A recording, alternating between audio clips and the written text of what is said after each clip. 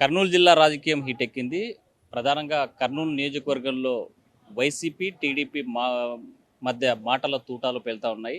YCP party మీద అక్రమ కేసులు పెడుతున్నారని చెప్పి పెద్ద ఎత్తున ఆందోళన చేస్తే, మరోవైపు అదే స్థాయిలో ఎదుర్కొంది టీడీపీ పార్టీ. అయితే ఈ నేపథ్యంలో మనతో మాట్లాడడానికి స్కూడా చైర్మన్ సోమశెట్టి ఉన్నారు.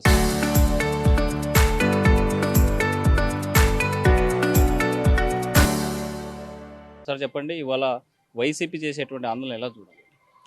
వైసీపీ వాళ్ళు చేసే ఆందోళన అంతా రాజకీయ కోసం, రాజకీయ కక్ష కోసం ఏదో కుట్ర పన్నుతున్నారు వాళ్ళు.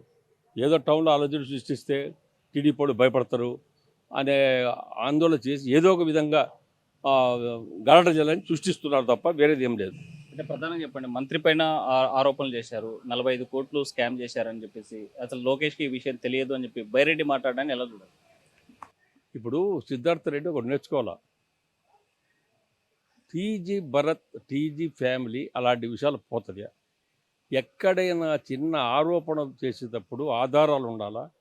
ఆయన ఇటువంటి పనులు చేస్తాడా, చెయ్యాడని ఆలోచన ఉండాలా. అంటే ఇదంతా కేవలం పబ్లిసిటీ కోసరం. సిద్ధార్థ రెడ్డికి కూడా తెలుసది. ఆయన ఏదో ఒకదో ఫోకస్ కావాలి పబ్లిక్లో. ఇవాళ ఒక మంత్రి మీద ఆరోపణలు చేస్తే కదా ఫోకస్ అయ్యేది.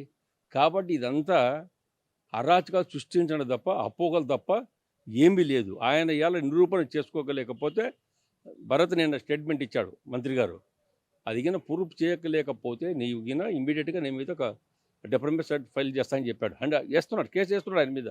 ఆ రోజు జవాబు చెప్పండి. ఆ రోజు ప్రూఫ్ ఉంటే చూపించండి. ప్రూఫ్లు లేకుండా, ఆధారం లేకుండా ఆయన మీద నింద మోపడం మంచి పద్ధతి కాదు. అంటే కూడా చైర్మన్గా ఉన్న మీరు ఇండైరెక్ట్గా ఈ ప్లాట్ల కోసం లేకపోతే ఇండ్లు కన్స్ట్రక్షన్ చేస్తే తప్పనిసరిగా కమిషన్లో తీసుకుంటున్నారు, ఎత్తుకుంటున్నారు అని చెప్పి బైరెడ్డి విమర్శించారు. దీని అది చూపించమని చెప్పండి. నేను వచ్చిన తర్వాత ఫస్ట్ జీతాలు కూడా గతి లేవు కూడా. గత గవర్నమెంట్ 5 సంవత్సరాల్లో బాగా మేకేశారు. హర్షవర్ధన్ రెడ్డి చైర్మన్గా ఉన్నప్పుడు వాళ్ళవాడే చైర్మన్ ఉన్నప్పుడు ఒక జీతాలు కూడా ఇచ్చేటాలు. ఇష్టం వచ్చిన లేఅవుట్లన్నీ సుమారుగా 279, 280 నాన్ లేఅవుట్ వేసి డబ్బులు దండుకున్నారు. దాన్ని నేను సెటరేట్ చేసేదానికి ఎల్ఆర్ఎస్ కింద ప్రభుత్వం అవకాశం ఇచ్చింది. ఎల్ఆర్ఎస్ కింద ప్రతి ఒక్క డబ్బులు కట్టండి. ఎల్ఆర్ఎస్ వచ్చి స్కీములో ఎల్ఆర్ఎస్ పొరపాటు రిజిస్ట్రేషన్ చేసుకునే వాళ్ళు ఎవరైనా ఉంటే మీరు ఎల్ఆర్ఎస్ పెట్టుకొని దానికి తగిన మూల్యం చెల్లించి, సుంకం చెల్లించి రెగ్యులరైజ్ చేసుకోండి అని చెప్పి బలవంతం చేసినాం అందరికీ. మీకు ఒక మంచి అవకాశం ఇచ్చారని చెప్పిండ్రు. ఒక ప్లాట్ వాళ్ళ దగ్గర కానీ ఎవరి దగ్గర కానీ డబ్బులు తీసుకున్నట్టు ఆధారాలు చూపించాలి కదా. నేను ఎక్కడ నుండి వీడియోలు చూపించండి, తీసుకున్నట్టు వాయిస్ చూపించండి. అంతేగాని తప్పుడు మాట్లాడము ఇది రాజకీయ అజ్ఞానిన, రాజకీయ పనికిమాల చేష్టాలు చేస్తున్నాడు.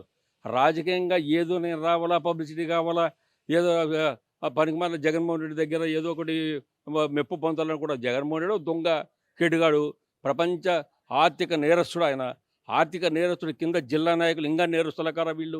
జైల్లో ఉన్నోళ్ళు, జైల్లో పడొచ్చినోళ్ళు వీళ్ళు ఏదేదో మాట్లాడతారు. వీళ్ళ కూతుల మీద నమ్ముతగిన పబ్లిక్ నమ్ముతారా?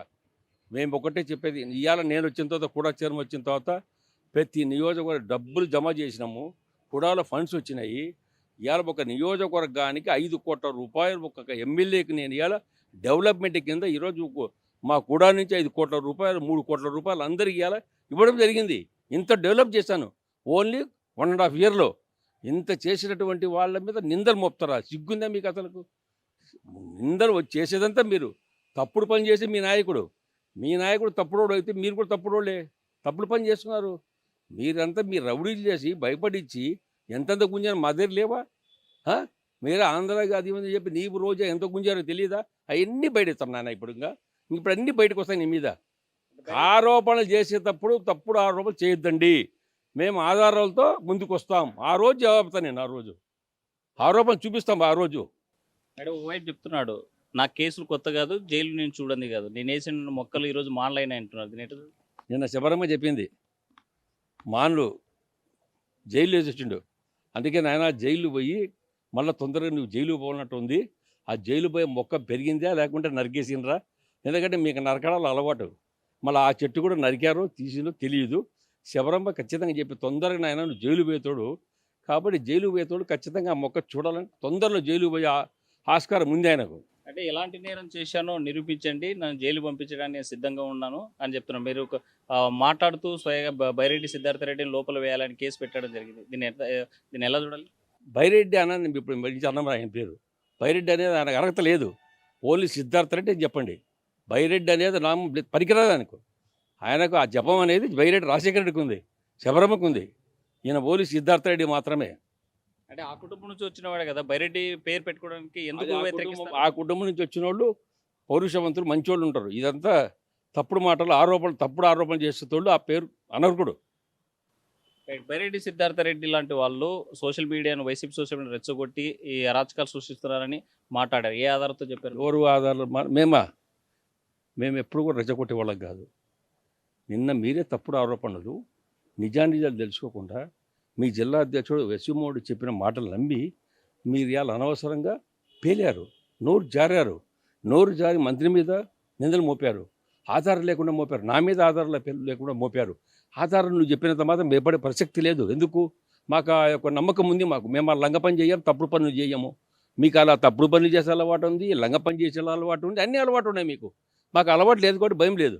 ఏ ఆరోపణకైనా ఆధారాలు చూపించుకోండి, ఆ రోజు మేము ప్రజలకు జవాబు చెప్తాం. నీకు జవాబు చెప్పాల్సిన అవసరం నాకు లేదు. కానీ మీరు ఆరోపణలు మా మంత్రి మీద ఆరోపణ చేసేటప్పుడు, నా మీద ఆరోపణ చేసినప్పుడు ఆధారాలు చూపించకుండా మాత్రం నీ మీద అన్ని చర్యలు తీసుకోవడం జరుగుతోంది. అంటే వైసీపీ కార్యకర్తలు రప్ప అనేసి బ్యానర్లు ప్రదర్శించే తప్పు పట్టిన మీరు మొన్న చేసినటువంటి ధర్నాల్లో గొడ్డళ్ళు పెట్టుకొని ఆందోళన చేయడానికి కారణం ఏంటి? గొడ్డలు పట్టుకుని దానికి కాదు, అది గొడ్డల పార్టీ అంటే నరికే party. YS Jaganmohan Reddy first నుంచి అరాచకాలు సృష్టించడం, చిన్నప్పటి నుంచి కత్తుతో నరకడం వాళ్ళ కుటుంబానికి అలవాటు, ఆనవాయితీ. కాబట్టి మీరు గొడ్డలి పార్టీ కింద పనిచేసిన నాయకులు. ఆ గొడ్డలి పార్టీ నరికే పార్టీ, మేము కాదు నరికేది అది. ఆ గొడ్డల పార్టీ కింద బతికేటటువంటి మీరందరూ కూడా మనుషులపై నాయకులు. కాబట్టి ఈ గొడ్డల పార్టీని ప్రజలు నమ్మొద్దు అని ఒక ఆధారం చూపించాము. వైసీపీ పార్టీ చేస్తున్నటువంటి ఈ మధ్య కాలంలో సోషల్ మీడియాలో మీరు తప్పుడు కేసులు పెడుతున్నారని చెప్పి, కావాలని ఉద్దేశపూర్వకంగా బాలుని ఇరికించారని చెప్పేసి ఆరోపిస్తున్నారు. మీరు తప్పుడు కేసులు పెట్టే అవసరము టీడీపీ వాళ్ళకి లేదు, టీజీ భరత్కు లేదు. టీజీ భరత్ న్యాయబద్ధంగా ఈరోజు నియోజకవర్గ అభివృద్ధి చెందాలి, ఇక్కడ నా నియోజకవర్గంలో అందరు సుఖంగా ఉండాలి, ఎక్కడకు తప్పు జరగకూడదు అనే ఉద్దేశంతో ఆయన ఆ పార్టీ ఈ పార్టీని చూడడు. ప్రజలందరూ శాంతంగా ఉండాలి, ప్రజలందరూ సుఖంగా ఉండాలి. అది అక్కడక్కడ చిన్న చిన్న గలాట, వాళ్ళ గేర్లలో వాళ్ళు చిన్న చిన్న నాయకులు మాట్లాడుకునే మాటలు ఐదెచ్చి మంత్రి మీద నిలుపుతే ఏం లాభం? మంత్రి ఇవాళ కేసులు పెట్టిస్తున్నాడు, కక్ష సాధింపు చేపిస్తున్నాడు. తెలుగుదేశం పార్టీ వాళ్ళు, వైఎస్ఆర్ పార్టీ వాళ్ళని చెప్తుంటే ఇదంతా కుట్రండి. ఎస్వి మోహన్ రెడ్డి అనే నాటకం. ఎస్వి మోహన్ రెడ్డి ఒక రాజకీయంగా ఏదో ఒక విధంగా ఇక్కడ రావాలి, భరత్ని దెబ్బ కొట్టాలని ఆలోచన చేస్తున్నాడు. కానీ ఇవాళ ఫీల్డ్లో ఈయన కాకుండా సడన్లో సిద్ధార్థ రెడ్డిని తెచ్చాడు. నిన్న సిద్ధార్థ రెడ్డిని తెచ్చి సిద్ధార్థ రెడ్డి ఏదేదో మాట్లాడినాడు. ఇవన్నీ ఆరోపణలు చేసినామంటే సిద్ధార్థ రెడ్డి ఇన్ని రోజులు ఎమ్మెల్యే పోటీ చేయలేదు. ఎందుకంటే ఈయన నమ్మడు జగన్మోహన్ రెడ్డి. ఆ నమ్మకాన్ని సాధించుకోవాలంటే ఇలా పేరు తెచ్చుకోవాలా, ఓహో భరత్ మీద మంత్రి మీద ఆరోపణలు చేశారు అని హైలైట్ అవుతుందని ఏదో వాగిపోయాడు. వాగినంత మాత్రాన ఈరోజు మా ఉద్దేశం ఏమంటే యశోమోడిని కాదని, అఫీజ్ కాదని, ఏమన్నా కర్నూలుకి ఏమన్నా టీజీ భరత్ మీద పోటీ చేయాలనుకుంటే మాత్రం నీ దమ్ముంటే రా తెలుసుకో, నీ దమ్ముంటే పోటీ చేయి. సిద్ధార్థ రెడ్డి టీజీ భరత్ మీద గెలుచు. మీరు నిజంగా పోకూడైతే నీ చేతనైతే జగన్మోహన్ నుంచి టికెట్ తెచ్చుకో. అంతేగాని ఆరోపణలు చేసి తప్పుడు ఆరోపణ చెయ్యొద్దు. తప్పుడు ఆరోపణలు చేస్తే మాత్రం ఇంకా ఊరకుండా నీ ఫ్రాక్షన్ రాజకీయాలు ఎన్ని చూసినామే మేము. నీ ఫ్రాక్షన్ ఒకటి, మేము 44 ఏళ్ళు ఫ్రాక్షన్ రాజకీయ నాయకులను చూసి, నాయకులు అందరినీ చూసి నా ఎంటికలు ఊడిపోయినాయి. నువ్వెంత బచ్చావు? నీవు మమ్మల్ని మా నాయకులు బెదిరించి మొగోడా నాకు అడుగుతున్నా. ఇటువంటి ఫ్రాక్షన్ రాజకీయాలు మా నాయకులు ఎంతోమంది చూసాం. తలకాయలు తీసుకోళ్ళు చేసినాము. మీ వాళ్ళు ఎవరెవరు చేసింది అన్నీ తెలుసు మాకు. బాంబులు పేల్చారు, అన్నీ పేల్చారు, నరికారు. తెలుగుదేశం వాళ్ళను సపోర్ట్ చేస్తే వాళ్ళని కూడా తరిమి కొట్టారు, కేసులు పెట్టించారు, దొంగ కేసులు పెట్టించారు. నువ్వు మంచి నాయకుడు అయ్యా, నీకెవరు మంచి పేరు ఉందే చెప్పు. ప్రజలలో ఇవ్వాలడుతున్న సిద్ధార్థ రెడ్డి నీ దమ్ము మీద చేయాల్సింది చెప్పు. నీ మీద మంచి పేరుంది నియోజకవర్గంలో. అంటే ఇవాళ మీకు టీజీ భరత్ వైశ్యుడు, ఒక వైశ్యుడు పైకి రాకూడదమే రాజకీయాల్లో? మీరంతా 2 అక్షరాల్లో రావాలా రాజకీయానికి? మేము రాకూడదా? ఒక్క వైశ్యుడు రాష్ట్రంలో మంత్రి అయితే ఆయన్ని ఈ విధంగా మీరు అడ్డదుడ్డంగా అవమానపరుస్తారా? ఇవాళ వయసులో ఓట్లు మీకు వద్దా? వయసులు అంటే అంత అవమానం, అంత చులకన. నేను రాష్ట్ర ప్రజల్లో ఉన్నటువంటి రాష్ట్రంలో ఉన్నటువంటి వైఎస్ఆర్ సోదరులందరికీ విజ్ఞప్తి చేస్తున్నా, ఇటువంటి దుర్మార్గులు వైఎస్ఆర్ పార్టీ కింద గొడ్డల పార్టీ కింద ఉన్నటువంటి ఇట్లా దుర్మార్గులు ఉన్నంత వరకు మనకు న్యాయం జరగదు. వయసులు ఈ విధంగా వేటాడేదానికి ఎలా కుట్ర పన్నుతున్నారు. ఎలా టీజీ భర్త వయసుడు కాబట్టి ఎలా ఆయన అవమానం చేసి ఏదో విధంగా నెపమొట్టి ఆయన అవమానం చేయాలని చూస్తున్నారు. ఇవాళ కోట్ల రూపాయలు ఎక్కడ పెద్ద కులము అనేది చూడకుండా ఎవరైతే వాళ్ళకు కొట్టు దానం చేసే గుర్రమయ్యే వాళ్ళది. దానం చేసేవాడు దానకన్నులు వాళ్ళని పట్టుకు 45 కోట్లు కొట్టేసినాడంటే లోకేష్ తెలియకుండా చూశాడా? లోకేష్ చూసినాడా? లోకేష్ ఏమి నేను ఫోన్ చేసిండా? ఇవన్నీ ఆరోపణలు. అంటే ఇవన్నీ అయితే మొగోడు, నేను హీరో అవుతా, వాట్సాప్లో కానీ టీవీలో మొగోడు అవుతా, నేను జగన్మోహన్ రెడ్డి మొగోడు అవుతా, నువ్వు ఇర్రవీగుతున్నావు. నువ్వు మొగోడు కాదు, జీరో అయిపోతావు. నేను చెప్తున్నా, పిట్టకథలు మారి పిట్టల దొర అయిపోతావు. చెప్తున్నా జాగ్రత్త, పిట్టకథలు మాను ఇప్పటి నుంచి. సో ఫైనల్గా మిమ్మల్ని విమర్శించే వాళ్ళకి మీరేం చెప్పదలుచుకున్నారు? నన్ను విమర్శించేదానికి దమ్మున్న మొగోడు ఎవ్వడు లేడు. ఈ మొగోడు కొత్తగా వచ్చినట్టుంది బచ్చా.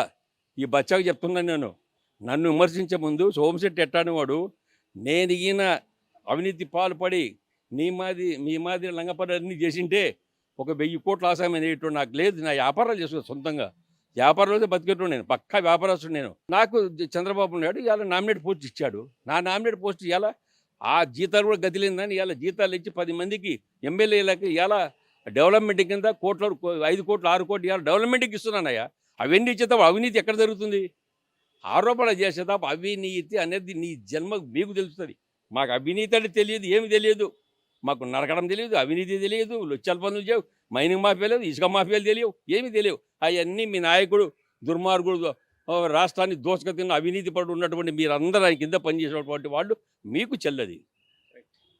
బైరెడ్డి రాజశేఖర రెడ్డి బచ్చా రాజకీయం మానుకోవాలి. ఒకసారి అవినీతి ఆరోపణలు చేసే ముందు ఆధారాలతో ముందుకు వస్తే మేము నిరూపించుకోవడానికి సిద్ధంగా ఉన్నాం, దాన్ని ఎదుర్కోవడానికి రెడీగా ఉన్నామని చెప్పి సోమశెట్టి చెప్పేటువంటి పరిస్థితి. విడుదల చంద్రశేఖర్తో హుసేన్ RTV కర్నూలు.